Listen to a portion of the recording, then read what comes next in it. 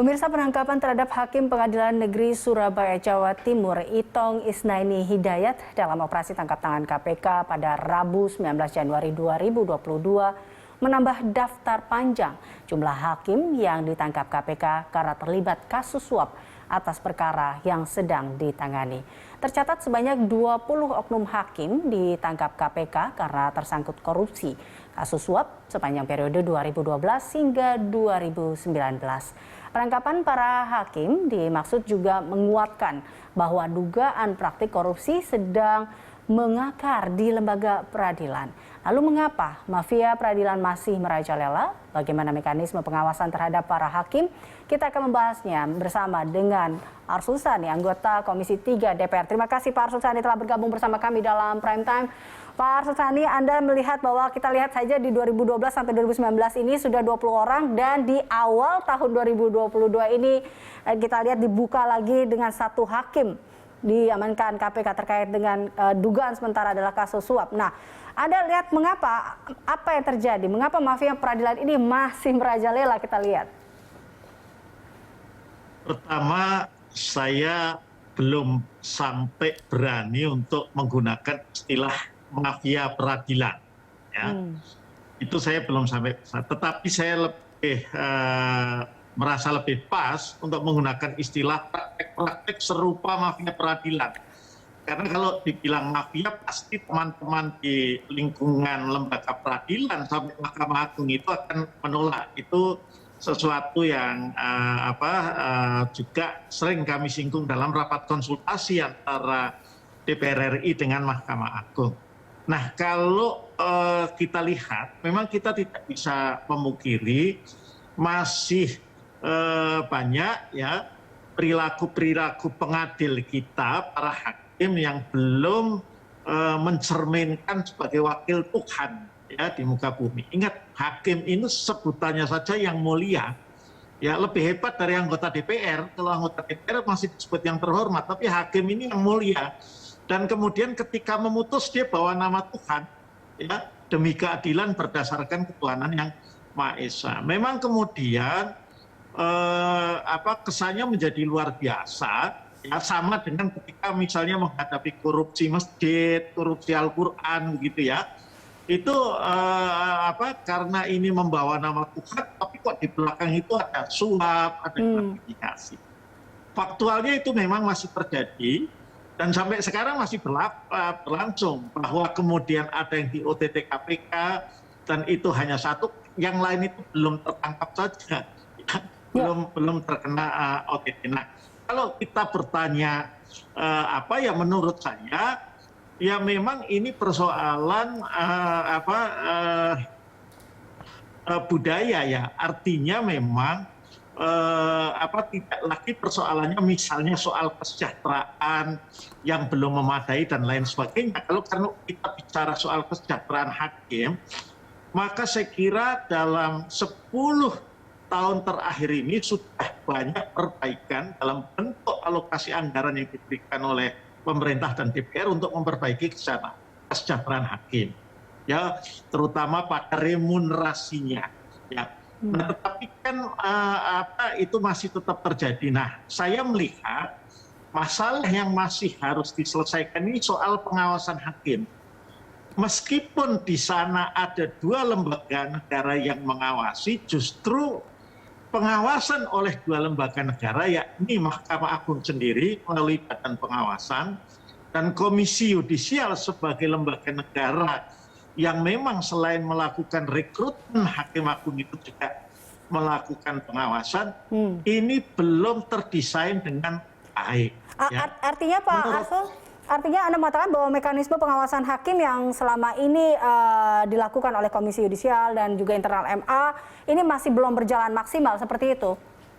Iya, memang belum berjalan maksimal. Bagaimana mau berjalan maksimal? Antara kedua lembaga negara itu sendiri tidak pernah sepaham kok soal pengawasan hakim, banyak tidak sepahamnya. Ya. Satu contoh atau ini yang jamak terjadi dalam hubungan antara Komisi Yudisial dengan Mahkamah Agung itu adalah ketika Komisi Yudisial mau melakukan satu kerja pengawasan atau sudah melakukan satu kerja pengawasan, ya, dan kemudian disampaikan ke Mahkamah Agung, karena Komisi Yudisial itu tidak bisa langsung menjatuhkan sanksi, tetapi menyampaikan rekomendasi. Dan kemudian ketika rekomendasinya itu termasuk rekomendasi yang terkait dengan penjatuhan sanksi disampaikan kepada Mahkamah Agung, Mahkamah Agung tidak menindaklanjuti, antara lain ya dengan alasan ini sudah menyangkut teknis yudisial. Ya, kalau teknis yudisial ya itu misal kemudian dianggap itu bagian dari kemandirian kemerdekaan hakim. Nah, ini hal-hal yang tidak pernah terselesaikan. Ya, saya sendiri sebagai legislator berpendapat desain pengawasan hakim itu mesti dirubah total. Seperti apa? Seperti apa dirubahnya? Nah, jadi begini, jadi serahkan semuanya kepada Komisi Yudisial. Karena ya seringkali kan ada istilah, seperti istilah yang suka kita dengar di masyarakat. Jeruk makan jeruk. Kalau yang ngawasi hakim itu hakim sendiri juga, ya ada ewuh pakewuh. Kemudian kalau yang kemudian katakanlah ya yang menjadi target pengawasan itu masih ada hubungan keluarga dengan petingginya dan lain sebagainya, itu menimbulkan ewuh pakewuh kemudian. Tetapi kalau yang mengawasi itu fully eksternal, itu akan lebih baik. Dan hemat saya ini berlaku tidak hanya untuk hakim, termasuk juga untuk jaksa dan unsur penegak hukum yang lainnya. Jadi pengawasan paling tidak pengawasan lembaga pengawas utamanya itu ada di luar lembaga itu sendiri ya, untuk semua penegak hukum. Baik, Pak Arsul, dari DPR sendiri apakah mungkin akan ada melihat bahwa ini menjadi salah satu juga yang menyebabkan bisa dibilang mungkin goyahnya integritas seorang hakim di sini, pengadil kita di sini, karena tadi ketidakadanya atau kesamaan ini, adakah kemungkinan mungkin ada perubahan mungkin dari DPR sendiri terkait dengan sistem pengawasan ini? Ya, saya melihatnya seperti ini, Elisa. Ya, ini kan setelah pasca reformasi, ya. Karena dulu ya salah satu dari yang dicatat sebagai persoalan sebelum reformasi yang kemudian hendak diselesaikan di reformasi itu kan soal dalam tanda kutip ya kebersihan pengadilan kita. Ya. Nah, kemudian karena itu kemudian diselesaikan oleh para pembentuk Undang-Undang Dasar dengan mengkreasi, melahirkan lembaga yang bernama Komisi Yudisial, lembaga negara itu. Tetapi kewenangannya nanggung, ya kewenangannya nanggung sehingga pengawasan itu tidak berjalan dengan maksimal karena Mahkamah Agung juga melakukan pengawasannya sendiri, ya melalui badan pengawasan. Nah, menurut saya ke depan memang desainnya harus dirubah. Nah, karena itu kalau kita melihat misalnya rekomendasi MPR periode lalu dalam rangka amandemen Undang-Undang Dasar, salah satunya adalah rekomendasi untuk melakukan pengkajian dan pendalaman tentang hubungan kekuasaan kehakiman itu, terutama yang terkait dengan hubungan Komisi Yudisial dengan baik Mahkamah Agung maupun Mahkamah Konstitusi. Nah, kalau kita bicara dari sisi legislasi ya sebagai legislator, saya sih inginnya adalah bahwa soal pengawasan itu sudahlah ya karena kesepakatan ketatanegaraan kita itu ada Komisi Yudisial, maka diserahkan semua kepada Komisi Yudisial. Oke.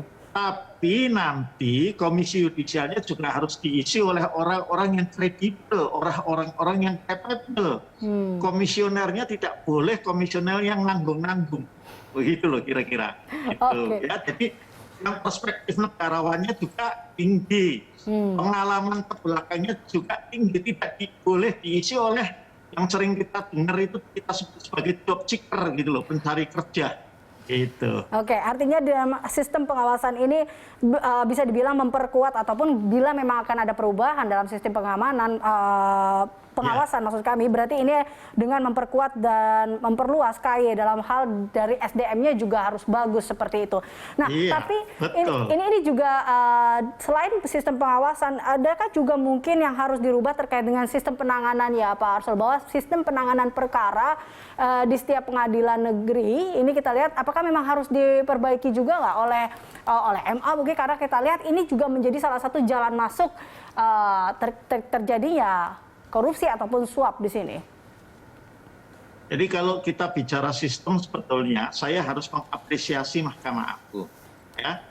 Sistem penyelesaian perkara mulai dari pendaftaran perkara ya sampai kemudian katakanlah ya proses berperkara sampai inkrah sampai berkekuatan tetap ya di tingkat terakhir itu sudah cukup bagus. Sekarang ini ada e-court ya, electronic court ya, dan kemudian semua transaksi juga secara elektronik, banking based system gitu ya, ya sistem yang didasarkan pada perbankan. Tetapi memang kan yang harus kita benahi itu kan sebetulnya soal kultur, soal budaya, soal ya perilaku itu, gitu loh. Dan itu harus ya diimbangi dengan pengawasan yang ketat, yang tegas ya.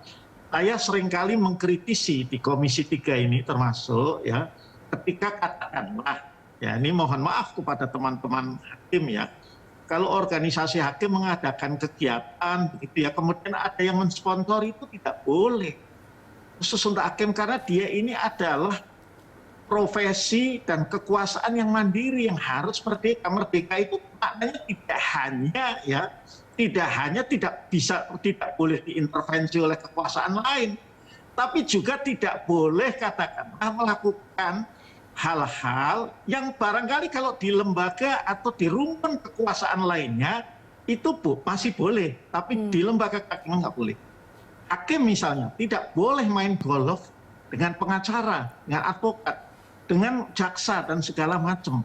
Memang tidak boleh, hakim tidak boleh main golf, boleh, tapi dengan sesama hakim. Itu loh.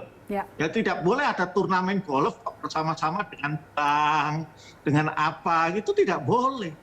Di mana-mana tidak boleh, gitu loh.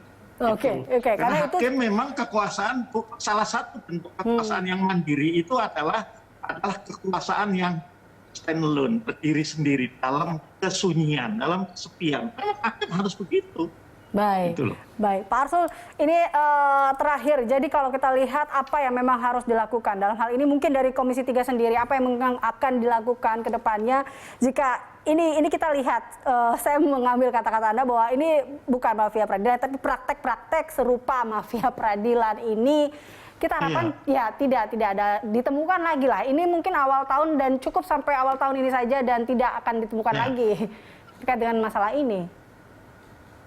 Ya tentu kami akan terus mendorong bahwa yang namanya Mahkamah Agung dan Badan Pengawasan ya dengan Komisi Yudisial ini harus satu kata.